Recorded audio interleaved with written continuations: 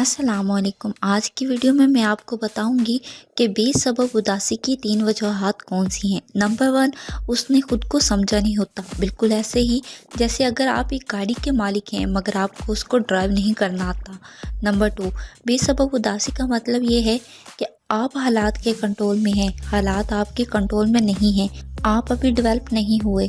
जब इंसान पुख्ता हो जाता है तो उसके लिए एक बड़ी आसानी होती है और वो ये कि वो अपनी बेसबब उदासी और परेशानी की वजह ढूंढ लेता है। अगर आप बेसबब परेशान या बेवजह उदास रहते हैं तो इसका मतलब आप कच्चे इंसान हैं, अभी आपको पुख्ता होने की ज़रूरत है। आपका माइंड किसी भी वाक़े पर सही तरह से रिस्पॉन्ड नहीं कर पाता।